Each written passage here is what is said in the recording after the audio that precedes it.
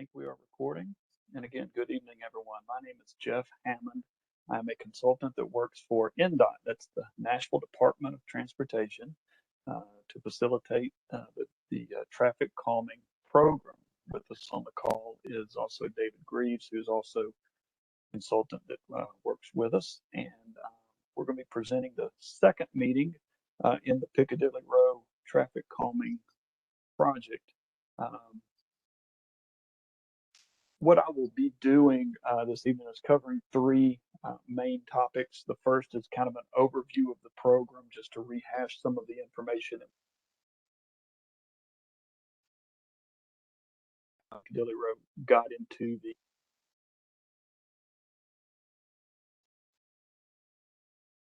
today. Preliminary look at that last time. We refined that a little bit based on some input that we got, so we'll present that. And then the last thing we want to do is make sure you have a good understanding of where we're going from here. So we'll talk about some next steps that we intend to undertake in this program. And we'll talk about some time frames and all what you can expect to see there. So with that, I didn't mention though, David, who is on the call, will be monitoring like the chat box or hand raise. So if you have those tools and want to make use of that, feel free. We have a pretty small group tonight, so I think it's okay too. I think you're allowed to unmute yourself if you have a question as we go. Feel free to just do that, and we will just answer things as we move forward. You may remember that traffic calming is a very popular program of the Department of Transportation. It is focused on residential streets, and so we don't work as much on commercial corridors like Murfreesboro Road or those types of streets. We are really focused on neighborhoods where quality of life is really impacted by speeding traffic.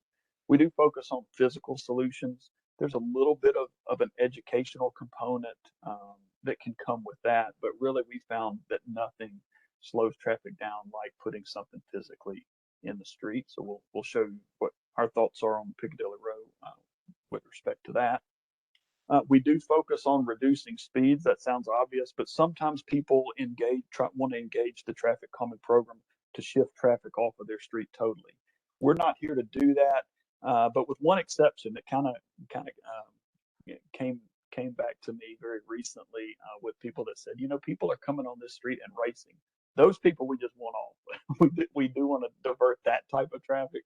Hopefully it doesn't exist anywhere, but we certainly don't want it on this street. And so that may be a case where we are trying to divert traffic and stop an unwanted behavior. But really what we're trying to do is just calm traffic that's already on your street. We know that this really is kind of a no outlet neighborhood. So most of the traffic that's here has a destination in your neighborhood. We're just trying to get them to operate responsibly. And then lastly, we do focus on the entire street, not just one specific point that we may have an issue with. So we're trying to work over a longer stretch of street, generally speaking. I think we covered most of this. We do have limited resources relative to that last bullet there. I'll show you some examples of that. We always like to plug Hub Nashville. So this Piccadilly Row is already in the program. There's no question. The project is funded if you choose to move forward with it. But Hub Nashville is a great source if you have other requests, other things, whether it's in NDOT as part of the traffic program or outside of transportation altogether. Hub Nashville is a great way to access services of Metro government, regardless of the department. So I encourage you to check that out at hub.nashville.gov. I mentioned that we do have somewhat limited resources, and that's really because it is a very much of an in-demand program.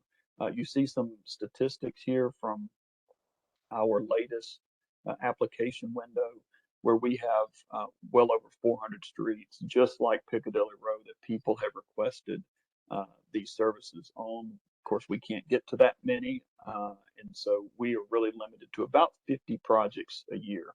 Piccadilly Row was selected as one of those. And so it is a competitive program, and this is how your street got entered into the program.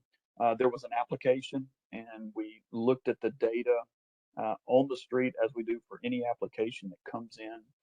And then we rank that based, as you see here, primarily on the speeds that are measured on the street, but we also look at the presence of crashes on the street over a 5-year history. And then we also look at some metrics that have more to do with walking and to some degree bicycling and transit, because we know, as I said, that speed really has an impact on quality of life, and we know that there are plenty of people who don't feel safe getting out and even just walking around their block in the evenings because of some of the speeding activity that goes on here. So we look at things like, do you have sidewalks or not? Is one aspect, and then the other aspect is, are there destinations that would be close to walk to, like a school or a park, and we prioritize those conditions as well. However, it worked out. Piccadilly Row scored high enough. That's good and that's bad, I guess. I'm sorry you have these troubles, but it did rank high enough to get into the program compared to all the other applications that came in at that time as well. We are looking at the entire length of Piccadilly Road from Una Antioch on one end to the other. We're not looking at any cul-de-sacs or any of the intersecting streets off of that. So that's the scope. You see that here. It's in the pale blue line. You see Piccadilly Road and a couple of the intersecting streets here. I do like to point out, and I'll show you another map here in just a second, a couple of things on these maps. One are the colors. You see the red lines. Una Antioch is a red line street. That means it's a collector. That's the highest, excuse me, it's an arterial. That's the highest classification of street in Nashville. That just means they generally carry more traffic and generally are signed a little bit higher speed limit. Just a notch below that are the purple streets. We call those collectors. And as the name suggests, their job is to collect the traffic coming off of the local streets and deliver those to an arterial. Piccadilly Row is neither one of those, and this fits the bill for what we typically do with traffic calming. Is we typically limit those to residential streets, and so it's not colored, and so that's one reason it's in this program. Very much an access-oriented street in that it gives access to your property there on the street. This is the other map we just started showing because this is a brand new tool that NDOT has created. I like it a lot. It's really helpful, I think, when we talk about these projects because I think it helps to see where else are we working in this area. So I'm not sure if you can see my pointer. I'm going to point anyway, pretend that you can, but right over here, this little horseshoe green line is Piccadilly Row. And I'll just jump over Murfreesboro Road to this other little curved line, also green. That's Edge Lake Drive. And I point that one out because we were with the folks at Edge Lake just last week. They're right at the same stage you are in this process. Both of you are having your second meeting. The plans have been developed, and you're moving towards a ballot process. We'll talk more about that. You can see some other green lines on the map. I'm looking, that's Forest View and that's Owendale. They're both a little ahead of you. In fact, I think some of that installation has been going on very recently. I think Owendale may be complete by now. But the green ones are projects, traffic calming projects that are underway. They're already been accepted in the program. They're just working through the process. The blue lines that are dotted have actually been completed. So you may recognize Billingsgate on there and Dover Glen. Both of those streets are very near to you that already have traffic calming. And that sometimes is important because if people have not experienced our speed cushions or other aspects, they can go to one of those streets that's nearby and drive those and get a little feel for that. The purple lines that you see there may also be important to you because those are streets that we already know about. Those are some of the 400 some odd requests that we have gotten. And so if you're wondering, traffic calming would be a good fit for street X, you can access this map and check and see it may have already been applied for, and we may have that data. And so it may save you a little trouble to see where that we already have those issues that we're aware of. The way you get to this map is down here in the bottom right-hand corner. I always just Google Nashville traffic calming, and it comes up to this main traffic calming page. But if you scroll down through there, you'll see that traffic calming tracker little map, and you can click on that, and it'll bring up this this map for you. And it's interactive. You can look all over Davidson County and see all of the work that's ongoing in the program. So just wanted to plug that. Where we are right now is in meeting 2, and you can see by this chart, it shows it about 2/3 of the way through the process. I like to think we're a little further than that, but we do have some more work to do. We'll talk about that. But at meeting 2, we've obviously we've already had meeting 1, and we have developed the design, and we're moving now into any more final design refinement, and then on to the ballot process before construction. With that, we'll look at some of the features that are recommended.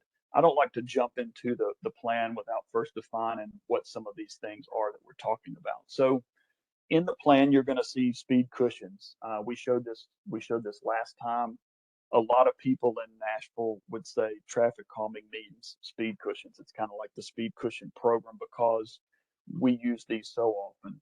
We're probably 95% plus of our projects utilize speed cushions in some form for our main traffic calming effectiveness.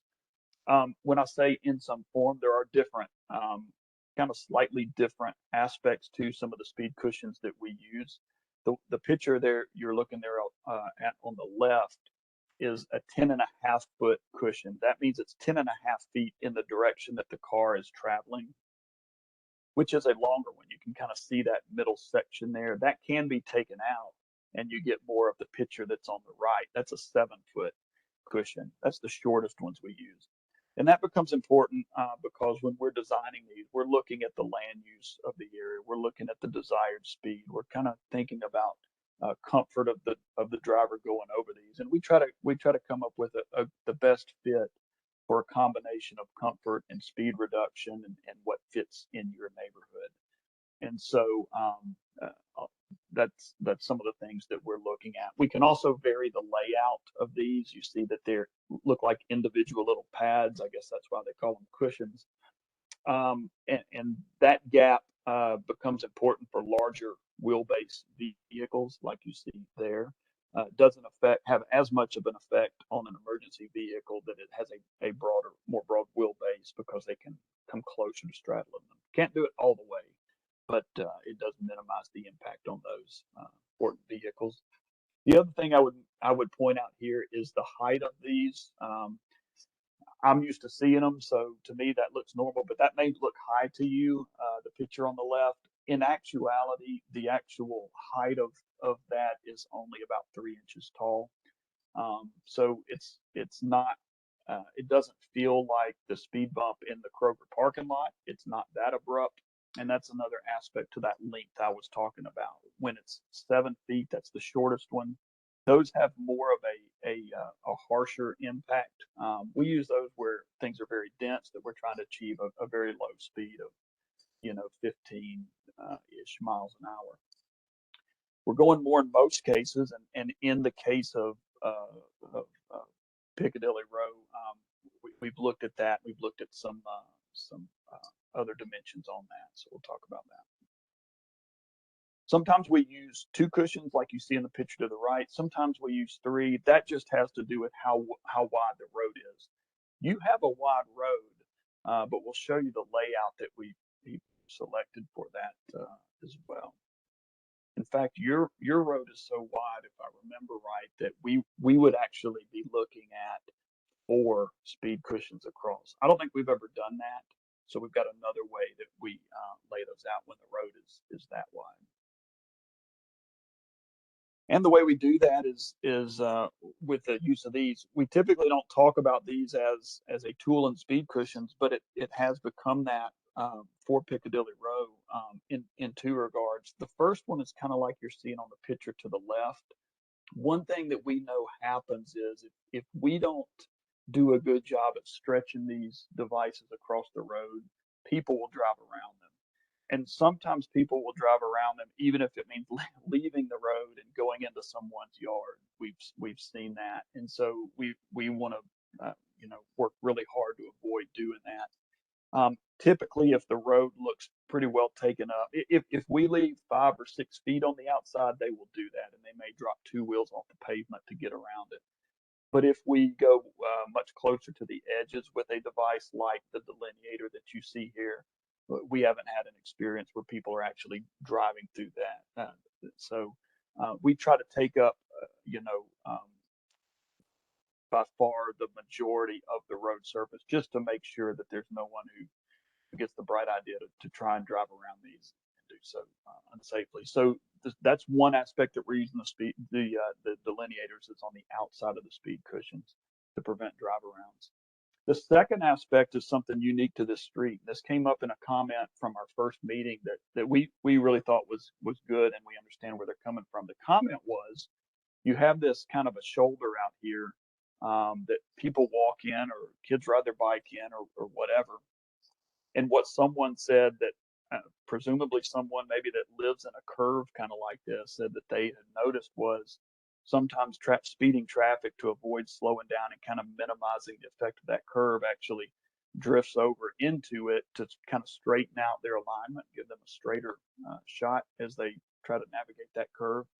So they asked, would there be something that we could do to kind of prevent that and keep traffic from, leaving the travelway and drifting over into this shoulder as they go around those curves. So we have done that, and the way we would propose doing that is to place some delineators, spaced pretty good ways out. We don't need a lot of them, but a few of those around those curves just to prevent traffic from getting over there and doing it. So we thought that was a good suggestion.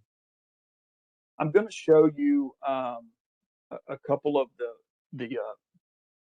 the sheets of the plans, and then I'll stop and we'll see if there's any questions on the plan or these devices or anything like that.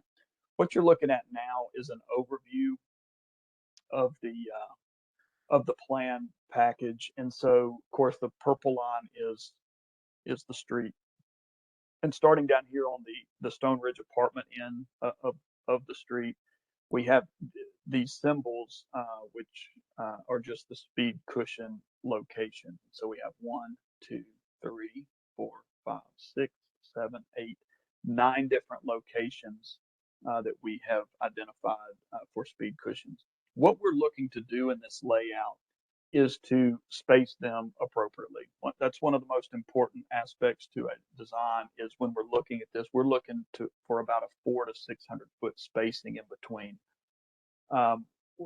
We don't want to do closer than that. It just gets obnoxious at some point. It doesn't really have any more of an effect on traffic calming, other than just to bother everybody that lives there that probably is driving responsibly. But we don't want to go much wider than that, because if we do, we know there's the effect that people slow down for the speed cushion, and then they speed right back up again, and potentially even faster to try and make up time or something. So our experience and the national guidance on this is something like 400 to 600 feet. And so we try to stay in that range. There's 2 areas where we can't do that very well. One is right here around this curve at Regents Park Circle. And the reason is because we have a combination here of a downhill starting from, I guess, the north and going south, and some horizontal curves. So you're turning the wheel to go around a curve at the same time you're coming down a hill. We work hard to avoid places like that where even for someone who's driving irresponsibly, we don't want to put something out there that would present a hazard to that. And so we've avoided that area. We think that's okay. We still have some of those delineators in the area. We think we don't have such a wide gap that there's going to be a lot of speeding or undesirable behavior in that section, but I just wanted to point that out. The other one is the big hill coming down from starting at about Blue Mountain and coming down to Unaniac on the other end. We know that's a kind of a long slalom down that hill, and again, a use of some of the delineators there, but no speed cushions in that area. We do have one at the top and one at the bottom, and so we think that will give us good results there. If there's anything positive about that on that section, there really aren't front yards. A lot of the yards back up to that. And there's that privacy fence and so forth that you all are. This is another look. I won't go through unless y'all want to every detailed location for these, but I want you to know we do have that information, and we will make that information available. So this is just a figure from the actual design plan set that will be posted online when we go to ballot. So you'll be able to access this through the Nashville.gov website and pull this up on your computer and zoom in and study it, at length if you want to. But the type of information that we provide is really, this is what we give to our contractors, and it's detailed enough that they can go out and know exactly where we want to put these. And so you can do the same thing.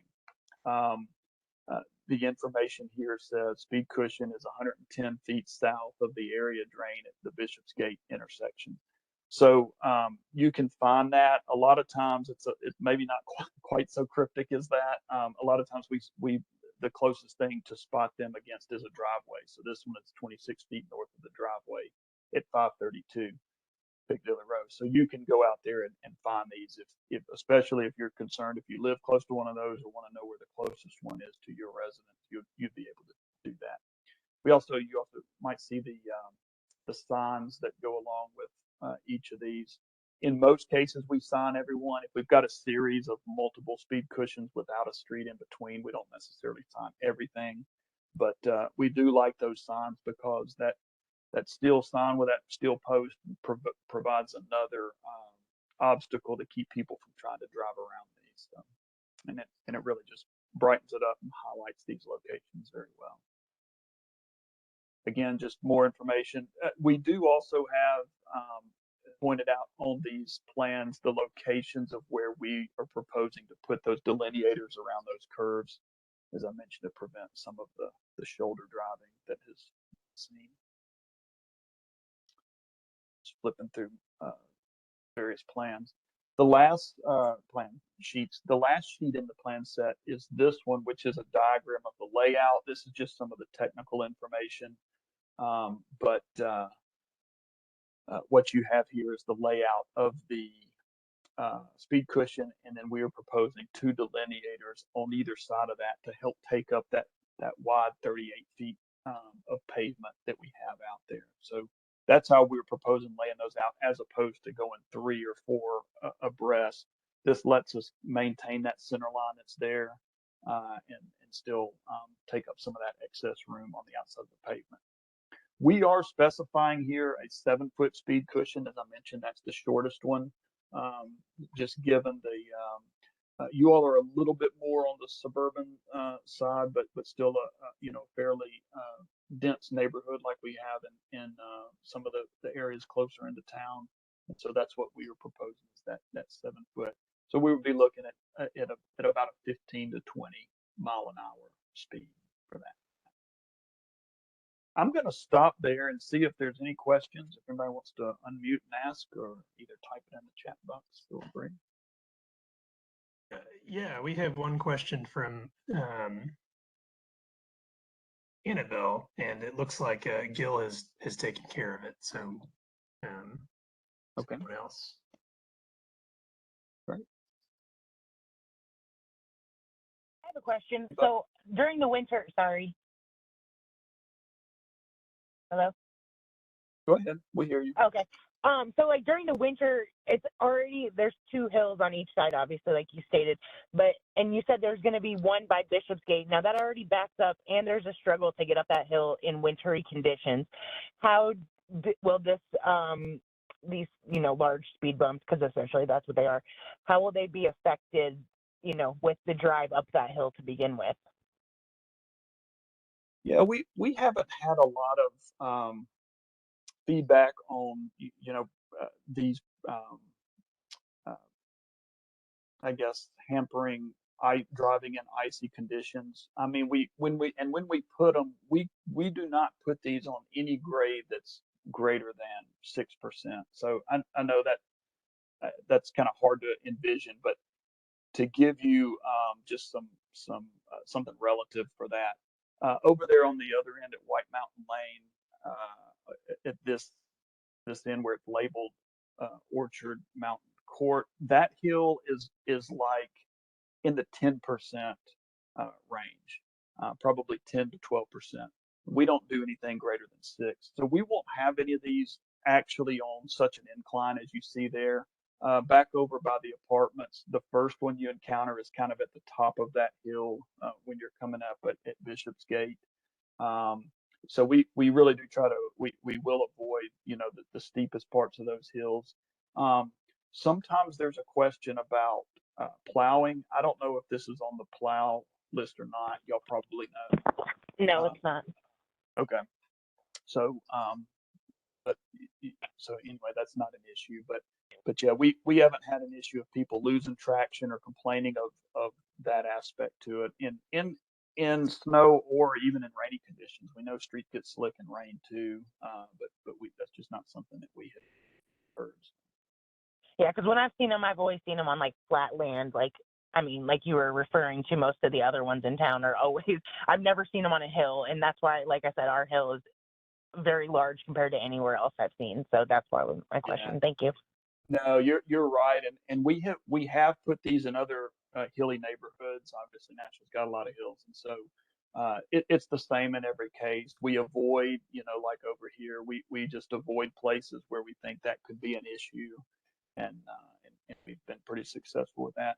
I'll point out one other thing while we're talking about places we don't do speed cushions, and this is a little bit of an issue here because you do have a lot of driveways, and that is we avoid driveways. We don't want to put anything that's right in front of someone's driveway that's going to be very bothersome as they try to pull in and out every time. So our guidance is we try to stay at least 15 feet away from any driveway. We can usually do better than that. We really try to maximize that distance that we stay away from anyone's driveway. You didn't ask that, but sometimes that question comes up. It made me think of it.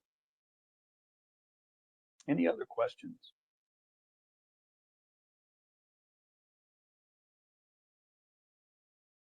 If you think of it, just chime back in.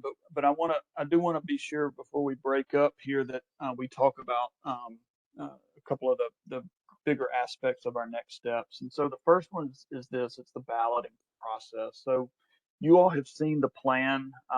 We didn't make substantial changes. We made a few changes from when you've seen it last time. So that has been out there a while. We haven't gotten any feedback that I'm aware of that's very concerning or anything like that. And so, given that, we'll kind of see if there's any follow-up feedback that we get following this meeting. But if we kind of sense that there's consensus on the plan and people are generally supportive of how it's been laid out to this point, we're going to go ahead and move into the ballot process. And so this slide gives a little information about that. The picture down at the bottom is not your street. I realize that it is the neighboring street, but I have that on there just to show you really how we select the properties that we're going to ballot, because we're not going to ballot everyone that's kind of encompassed by the Piccadilly Road street in that semicircle. We only ballot the properties that actually share their property line with the right of way of the street. And so like on this street here, you can kind of see what that is. That's houses that are all along the right of way of Piccadilly Road. It does not include cul-de-sacs that come off of it. It does not include other intersections that come off of it. It doesn't include, I don't think you have any commercial properties or institutional properties like churches. Sometimes we have those in neighborhoods. We pull those off. We do not ballot those. We're balloting occupied residential properties in the neighborhood. And so some of the details here are in these bullets. We also we're not sending that to every resident. We're actually sending those to the property owner. So if there are renters on the street, I have no doubt that some of them are. They're on about every street we work with. Those people will not be getting the ballot card. That will go to the property owner as registered through the register of deeds, and so on the address that they have on file. That will be sent by a card, much like you may have received a card for this meeting, and the card is kind of shown in the upper left-hand corner, and it'll have a QR code on it, like you see there. You'll be able to scan that, and it'll take you straight to a Nashville.gov ballot page. And all we ask for is your name and address, and then whether you vote yes or no.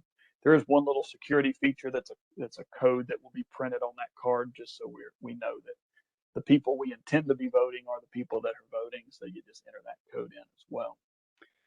And so then that stays open for 6 weeks. At the end of 6 weeks, we have a tally of everyone that voted. And what we're looking for is 66% of the people that voted to be in favor of the project.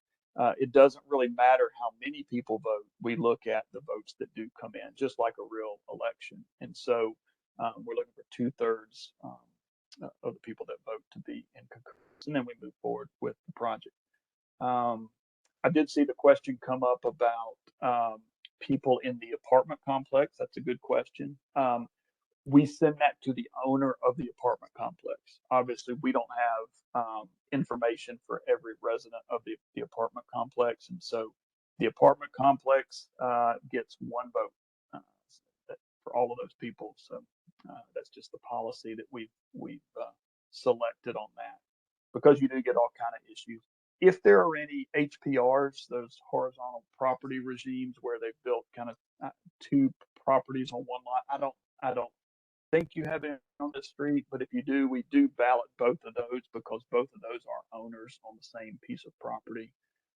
Any kind of condominium or townhouse situation where we've got individual units that meet that criteria that I talked about, that all share in ownership of a piece of property that abuts our street, we do ballot all of those folks. But folks in the apartment complex know. Now, what the apartment complex ownership does with their ballot is up to them. They may want to open it up and try to get some kind of concurrence from all their residents. I don't know, but we send it to that ownership. One other aspect to that, because I think that apartment complex may have more than one parcel. They may be on both sides of the street. In the case where an owner owns, and this is not just apartments, this is anybody, if anybody owns more than one parcel on the street, we only ballot them one time. There can only be one vote per owner, regardless of the number of properties that they own. I think that covers all of that. Any questions on that? Any more questions on that balloting process?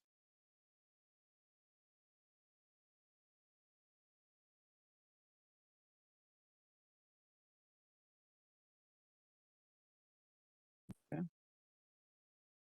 So what we'll do after this meeting, again, we'll watch for any further comment, and then if we don't see that, it seems like we have consensus on the project, we're going to go ahead and move forward. The first thing we'll do is post those plans on the Nashville.gov webpage, so those will be accessible, and then we'll send those postcards out to the ballot recipients, and those will start coming in pretty quickly. Typically, a lot of that voting happens, as you might imagine, in the first 2 and 3 weeks of the process, and then a few more trickle in. But after 6 weeks, then we will close that, and pending the outcome of that, if it is affirmative, we will move forward with ordering those materials. That's taken us right now about 2 months to get those, and then once we get those, because Metro just doesn't have room to stock those, it'd be great if we had a big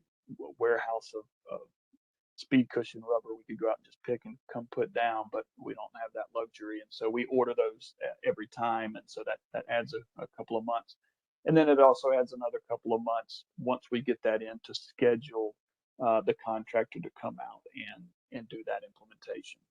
So with all of that, that's 4 months right there. So we're looking at towards the end of the summer, maybe early fall, before we would be moving forward with the actual implementation of this process. I say that just to give you some idea. Don't expect us out there in the next 2 weeks. That's why I say we have a little bit more work to do, and some ground to cover before we're ready to move. into the world of slower speeds. Was that a question? Was somebody, anyone have a question on that? So the last slide of the night is just some contact information. Again, I'm Jeff Hammond. I'm the one in green there below. Gil Thomas, who may still be on the call, he started the call with us, is the top one. Gil is great. He's our program manager there at NDOT. He's a Metro employee. So that's both of our contact information. If you have any questions or think of anything that we didn't cover here, feel free to reach out to either one of us or both. Again, we are making this presentation available, the recording of it. It will be on Metro 3, the public access channel's YouTube page, so it will be stored there. Jeff, we have a question from Jesse and Rachel. Okay. If we don't get the 66% affirmative, what happens? Is the plan scrapped or is it adjusted and reevaluated? Okay, very good question. So we've have had that happen on a couple of our streets, and so what happens at that point is we bring that back in house and we take a look at it and we say, okay, people are not in favor of the speed cushion aspects. We know that doesn't necessarily mean people aren't in favor of. We know that means people are not in favor of speeding or want the street to stay in the present condition. What we do though, because we do respect that and understand that sometimes that treatment is not for everyone. We bring it back and we try to come up with an alternative treatment that doesn't require balloting. So those would be things like maybe some different types of pavement markings that we could do. Maybe there's some signage that could be installed. Maybe it's those delineators. Those typically we have not required a ballot on. Often it's a radar feedback sign. You may have seen those that just tries to reinforce that behavior to drivers, where it flashes up the actual speed that the car is traveling. We might, implement a couple of those around the street. Things like that gets away from the raised nature. We understand, if people voting no, they're voting no to driving over speed cushions. And so we then moved into something that just doesn't involve that. We do our best. I will say, in our role as engineers, we know that the effectiveness of that goes down a little bit, but we do respect people in their say and how their street's gonna work. Good question. Did I see another one just pop up there?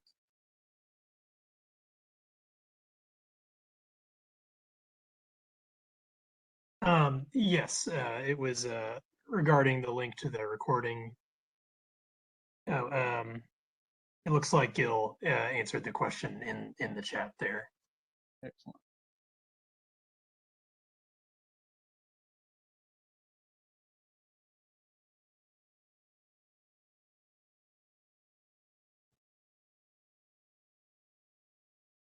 Well, again, thanks everyone for your participation tonight, your interest in this project, your interest in safety on your street. Again, apologize you're having regret you're having the issues that you're having. You're not alone. You're in good company, unfortunately, as much as I hate to say that. But I'm glad that you were able to access this program, and we'll look forward to taking it into the next steps and giving everyone a chance to learn more about this through that ballot process and then get some feedback before we move forward with that. With that, I will say good evening to everyone and thank you again for being a part of this evening, and feel free to reach out to either Gil or myself if you think of anything in the future. All right. Thanks, everyone. Good night.